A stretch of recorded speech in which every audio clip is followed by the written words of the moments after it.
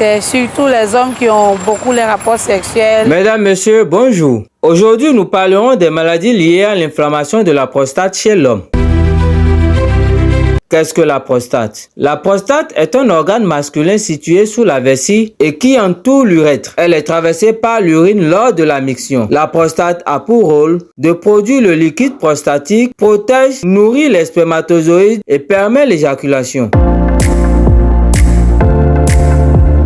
Donc l'hypertrophie bénigne de la prostate, ce qu'on appelle gonflement de la prostate, parfois un adénome prostatique, c'est tout simplement la prostate qui augmente de volume. Mais on oublie souvent que quand elle augmente de volume, c'est pas juste une augmentation de volume. Il y a deux autres phénomènes qui sont associés. Elle augmente de volume et elle devient moins souple. C'est ce qui fait aussi qu'elle comprime les canaux urinaires et qu'elle irrite un peu la vessie. C'est ce qui donne les signes urinaires. Et en plus de devenir plus grosse et moins souple, elle est aussi enflammée. Il y a une sorte d'inflammation présente, ce qui donne une sorte d'inconfort, ce qui peut aussi donner une irritation sur le plan urinaire. Donc, quand on a une hypertrophie bénigne de la prostate, un gonflement de la prostate, on a la prostate donc qui a augmenté de volume, qui est devenue moins souple et qui est un peu enflammée. Alors, quels sont les symptômes de troubles de la prostate?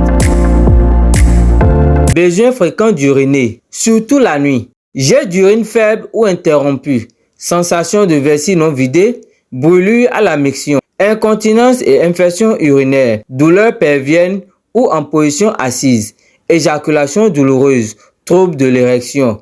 Mais quels sont les facteurs de risque de la maladie de la prostate? Donc notre alimentation peut impacter au niveau de la prostate. Deuxième conseil alimentaire, c'est aussi le fait de manger moins riche, moins gras le soir, moins de glucides le soir, c'est-à-dire une alimentation légère le soir. Pourquoi? Parce qu'en fait, plus l'alimentation est riche, plus ça va provoquer une sorte d'irritation au niveau des intestins, qui peut aussi provoquer une irritation au niveau de la vessie, ce qui va augmenter les signes liés à l'hypertrophie de la prostate. Donc, une alimentation saine, si possible une alimentation anti-inflammatoire, et aussi une alimentation peu riche et légère le soir, puisque ça va nous aider pour ne pas se lever, par exemple, uriner souvent la nuit. Deuxième conseil, lutter contre la constipation. Qu'est-ce que la constipation vient faire ici? En fait, quand on est constipé, on a tendance à pousser pour pouvoir évacuer les selles. Or, en poussant, on va aussi diminuer le tonus du périnée. Mais on a besoin d'un très bon tonus du périnée pour venir compenser cette hypertrophie de la prostate. Et en plus, quand on est constipé, ça provoque une irritation